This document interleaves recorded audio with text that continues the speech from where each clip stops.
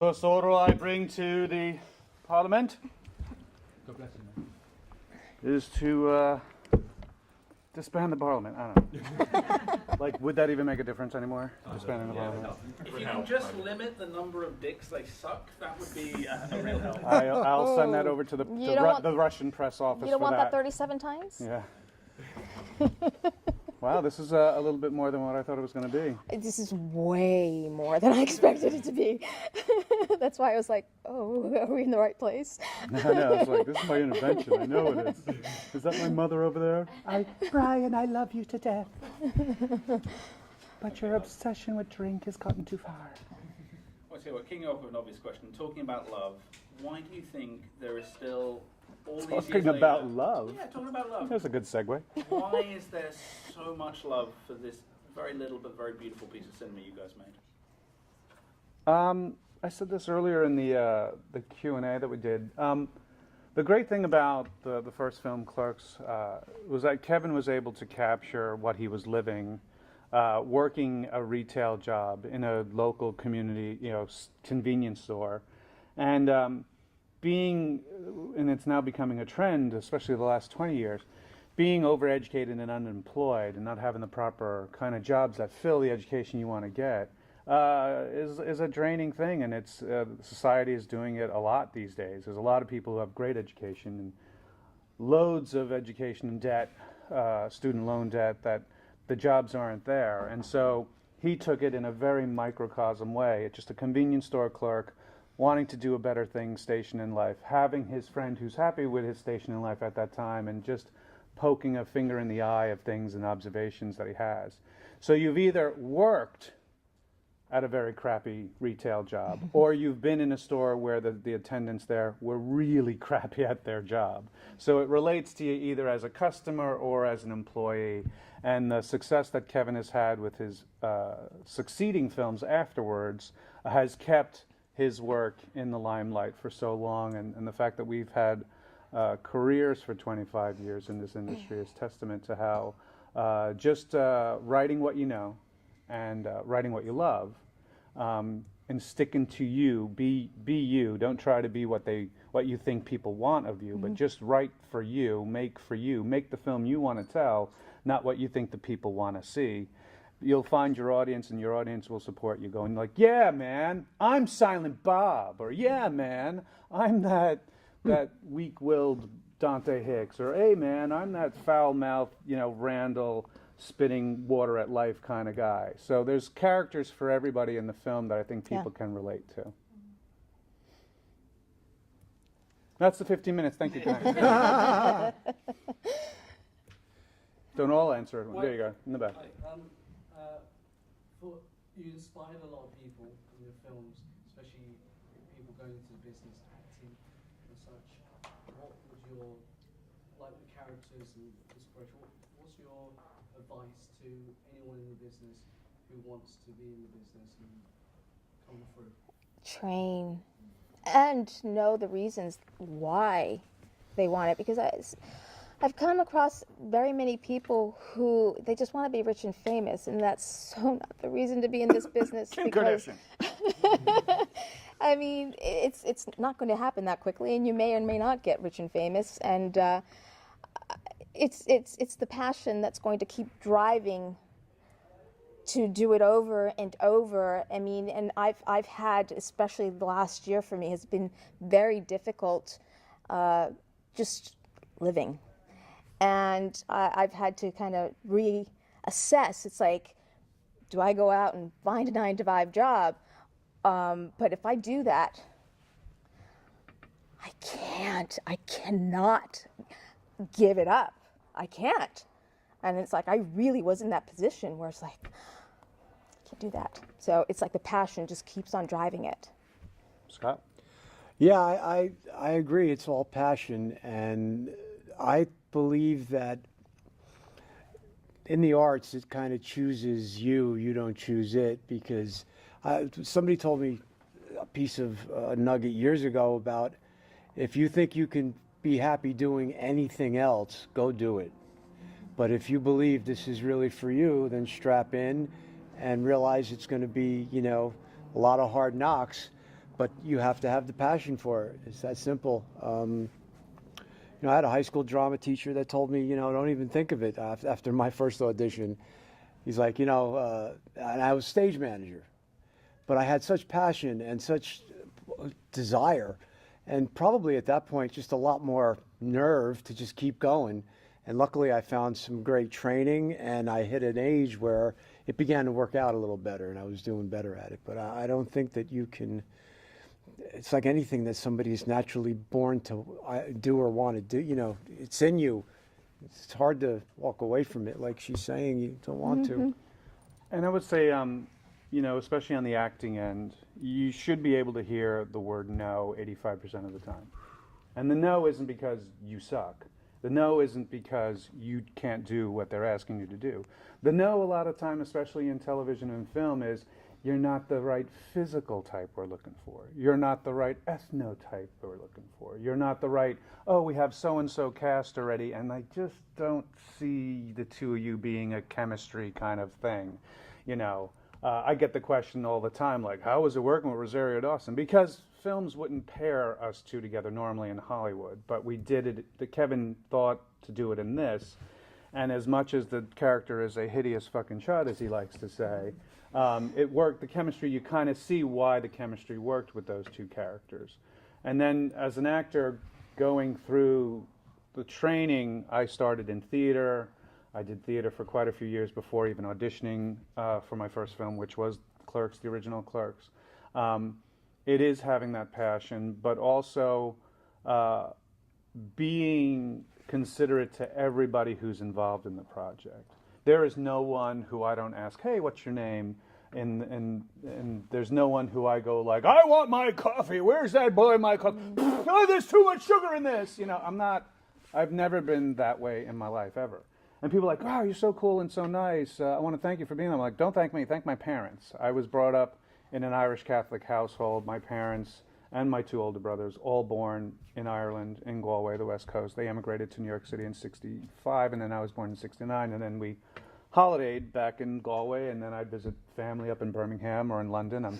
After this weekend, I'm going down to Hythe to visit my aunt. My mother's already down there because she flew in with me, and we're going to have family get-togethers. But it's that kind of upbringing that kept me on the straight and narrow, and having friends keeping me grounded. And I'm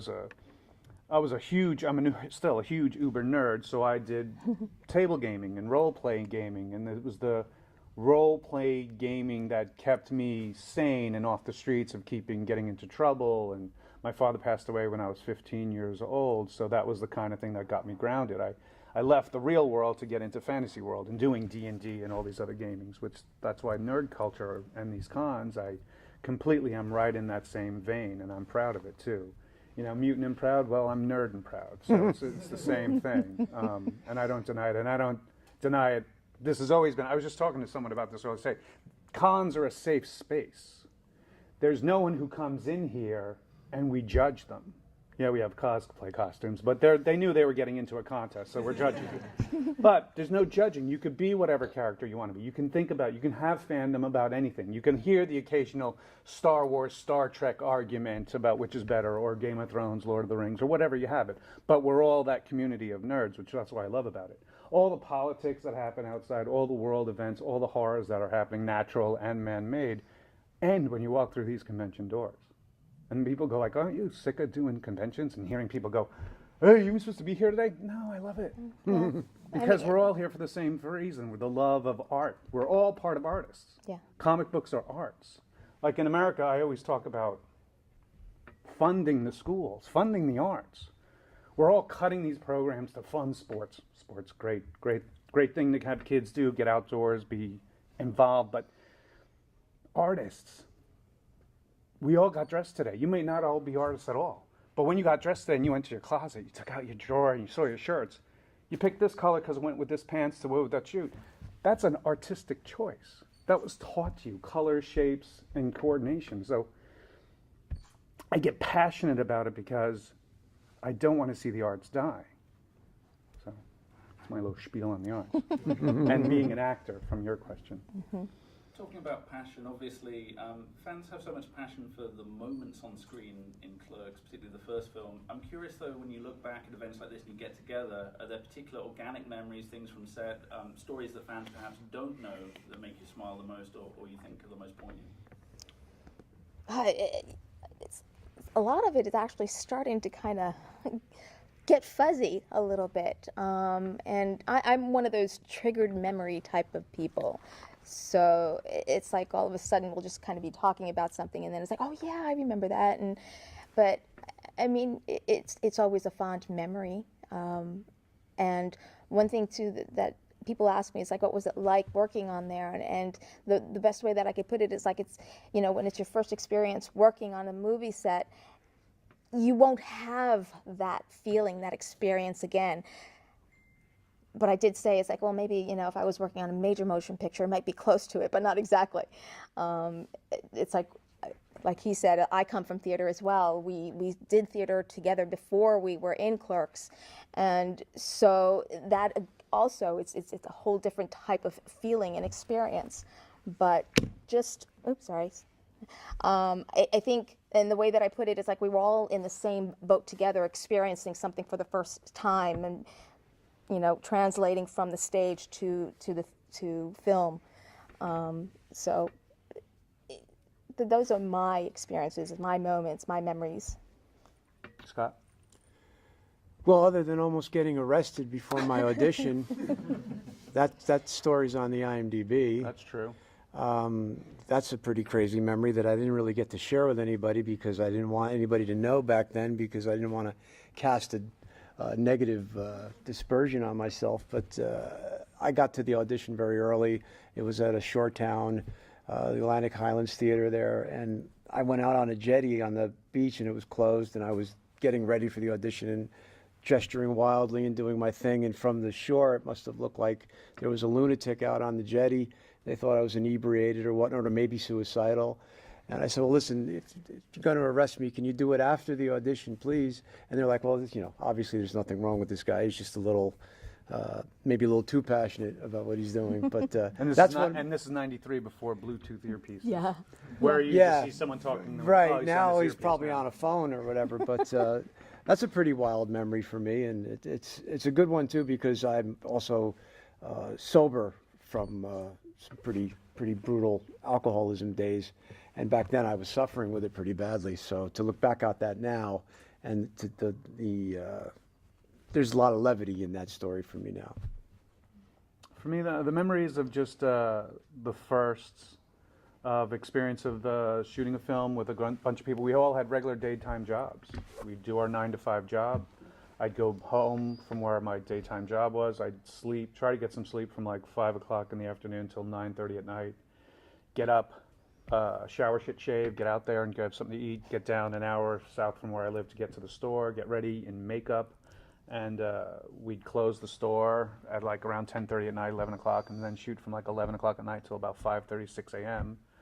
doing scenes, and then take out all the equipment, which wasn't much, but take most of the equipment out of the convenience store bring it over to the video store, because the video store wouldn't open until like 11 o'clock. And then start it all over again. Go back, I'd work 9 to 5 at that job and go home and do it. And we did that for 22, 23 days or so. And those memories and that grind, and then being accepted to the New York feature film market, which is a film festival that doesn't even exist anymore, for the first screening, and having 24 people in the audience, 12 of which was like us. But luckily, on a Sunday, the last Sunday of the festival at 11 a.m., it was, you know, it was like the death slot for films. But thankfully, we had a great angel in our audience by the name of Mr. Bob Hawke, who saw the film and was a person who influenced a lot of filmmakers and recommended it to the Sundance Film Festival. And then that's where the spark started to grow. And to think that I thought I'd just have a VHS copy of the film for friends to goof around about, and like, well, look at this goofy thing that we did. And for your audiences that don't know what VHS is, ask your grandparents what VHS is. To now see that here we are going on a 25th anniversary kind of feel about it, and the subsequent films that followed, and being a part of those films, and seeing where these characters went, like the Dante and Randall character in Clerks 2, and we did the cartoon series, which was one of the fun childhood dreams of my life was to be a part of a cartoon, is undeniably an incredible blessing that I'll always be grateful for. And to see that people like yourselves, this room is full of people who are artists themselves, who are writers themselves, who take themselves seriously at what they do and enjoy what we do is a great blessing. And we're humbled and honored that people still want to see these things. And we're happily anticipating the reaction of the fan base, because now we're at the age where people of our age who had kids, now their kids are old enough to see this movie properly without embarrassment and see the other Kevin Smith films without embarrassment and love it and enjoy it. There's many cons where families will come where a father will bring his son, like, my son loves that whole donkey scene and stuff like that, where it's like, it's kind of awkward, you know, or an African-American fan coming up going like, that porch monkey scene, I'm like, is awesome. Like, good to hear, thanks. It's kind of cool, and, you know, the everyday man kind of feel that Kevin has with his writing makes the audience feel comfortable with us immediately. There's no like, oh my God, it's Sir Richard Attenborough, and you want to be proper with them, or Anthony Hopkins, which is like, hey, what's up, Dante? You know, they're already comfortable to scream at us across a room, which is kind of nice that we have that comfortable feel with it. Plus, I have a comfortable way of just poking fun and taking the piss out of them as well.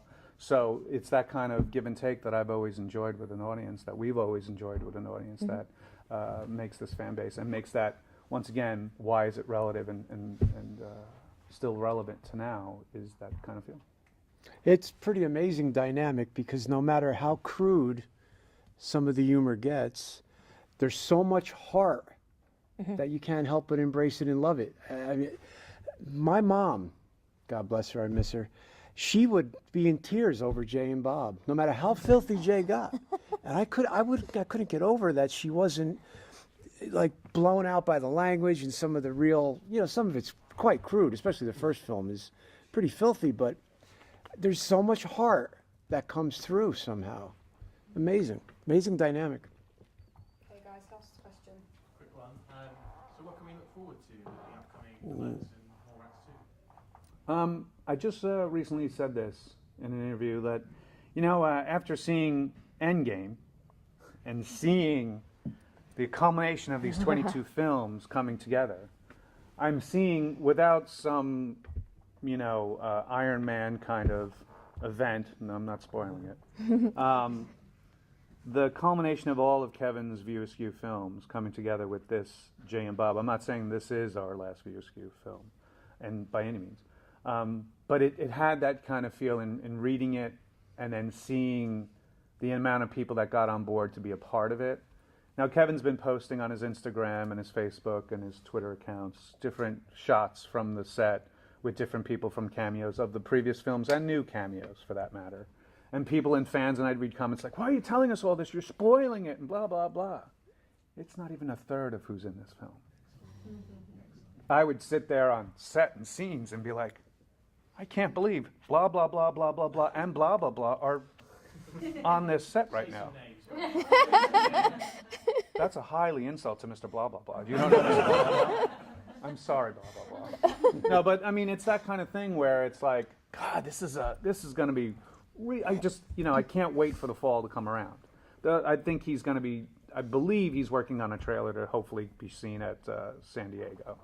So hopefully San Diego will be a trailer release, and then hopefully a fall release. Now, that's nothing new in the press. He said that it's probably a fall release. So I know he's working on it now. I know he's been reaching out to different bands to do the soundtrack, so he's in that stage of the thing. Look, we're not a heavy special effects film, so it's not like, well, we got 2 years of 15 houses putting special effects on Jay's bong smoke. So once the film is edited, Kevin edits while we film. Yeah. So literally the 3 days prior, he's on his laptop, and he's and the technology's gotten so small too to edit.